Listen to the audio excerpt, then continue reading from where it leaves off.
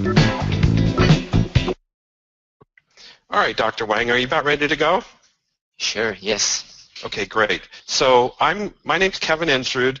I'm from Los Angeles and Orange County area. I'm with Successfully Wired Marketing, and this is an expert series where we learn about just things from experts in different industries. And today we're talking with Dr. Wang from Whittier Square Dentistry, and he's an expert in dentistry. So anyway, so what's the phone number at Whittier Square Dentistry so people can get a hold of you, Dr. Wang?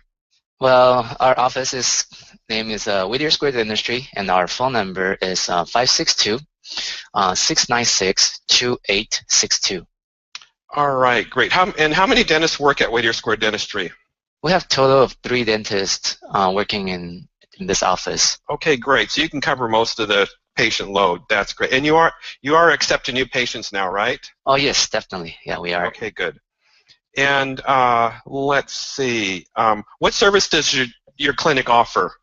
Well, we pretty much offer almost every aspect of general dentistry, including cleaning, fillings, crowns, dentures, root canals, even some of the cosmetic procedures as well. Okay, great. And where did you grow up, by the way? Oh, I grew up in Northern California. Okay, and what made you want to get into dentistry? Well, I have a family member who was a dentist, so I kind of growing up hanging around his office when I was little, and that's kind of got me into it.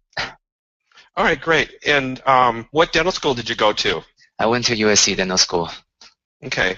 So, well, you know what? Let's talk about a couple of things that people are interested in dentistry, and one thing is bad breath. Oh, yeah, sure. So, that's another name for that is halitosis. Nobody likes bad breath on themselves or their friends, and it definitely hurts our social life too. So, what causes bad breath? Well, bad breath can be caused by many different factors. It could be something as small as a poor oral hygiene, and sometimes it could be even related to some of your digestive disorder.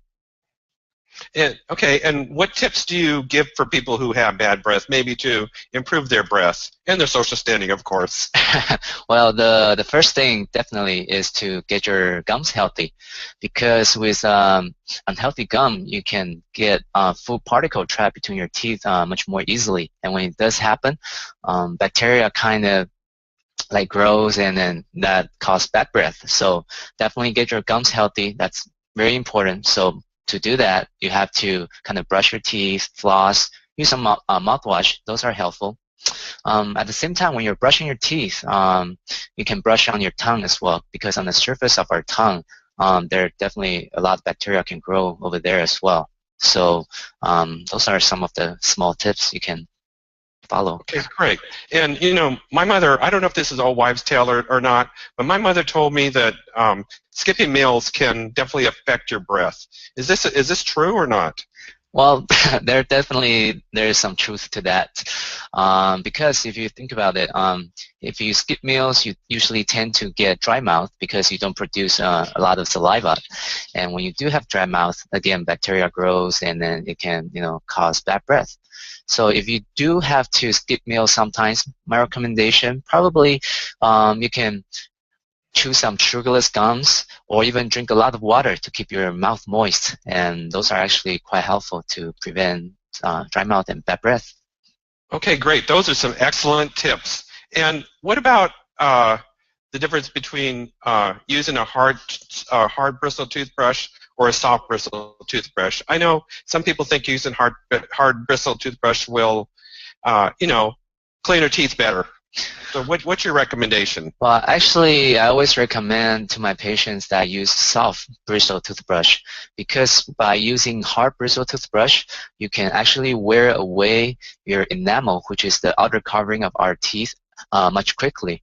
And then when it does happen, our teeth can get sensitive, and sometimes it can even catch cavities more easily that way. So always soft bristle toothbrush. Okay, great. Another question that's common that people have is what electric toothbrushes, should we use them, or just is a regular toothbrush good enough?